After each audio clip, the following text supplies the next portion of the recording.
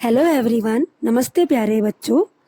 आज मैं आपको साझेदारी संलेख की विषय सामग्री पार्ट 2 हिसाब किताब संबंधी बातें को बताऊंगी। पहला, साझेदारों की पूंजी।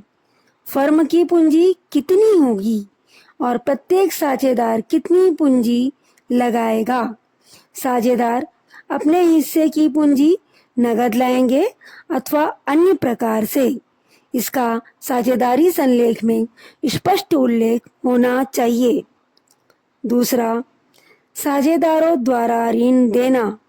फर्म द्वारा आवश्यकता पड़ने पर साझेदारों से ऋण प्राप्त करने संबंधी नियमों तथा ऋण पर दिए जाने वाले ब्याज दर संबंधी प्रावधानों का विवरण भी साझेदारी संलेख में होना चाहिए।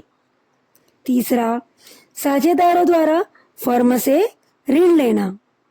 यदि साझेदारों द्वारा फर्म से ऋण लिया जा सकता है तो ऋण की राशि कितनी होगी, ऋण की अधिकतम अवधि, ब्याज दर क्या होगी, ऋण के भुगतान की क्या शर्तें होंगी आदि का स्पष्ट उल्लेख साझेदारी संलेख में होना चाहिए।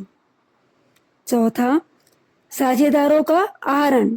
साझेदार द्वारा फर्म से निजी कार्य के लिए कितनी राशि कितनी अवधि के लिए निकाल सकेंगे, इस पर उनसे ब्याज किस दर से लिया जाएगा, साझेदारी संलेख में स्पष्ट उल्लेख होना चाहिए।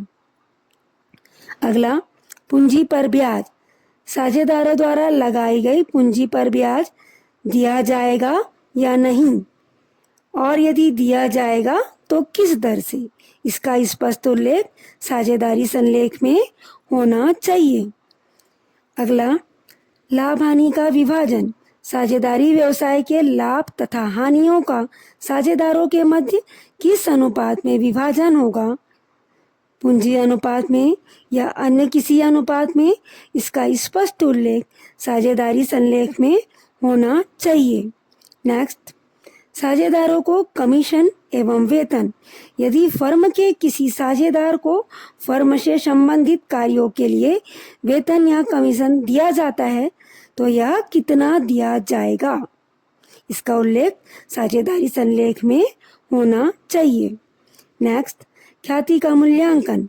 नए साझेदारों को फर्म में प्रवेश देते समय किसी साझेदार की मृत्यु या अवकाश ग्रहण करने पर ख्याति का मूल्यांकन किस प्रकार किया जाएगा, साझेदारी संलेख में स्पष्ट उल्लेख होना चाहिए।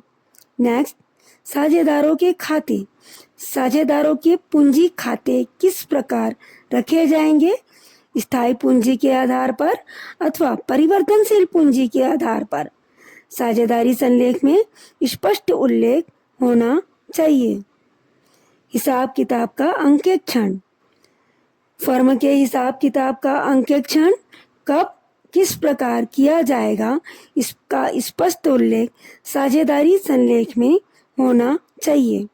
बच्चों, अब मैं अपने अगले टॉपिक पर साझेदारी संलेख के अभाव में लेखांकन व्यवहार को प्रभावित करने वाले नियमों के बारे में बताऊंगी, या साझेदारी संलेख के अभाव में लागू होने वाले नियमों को समझाऊंगी।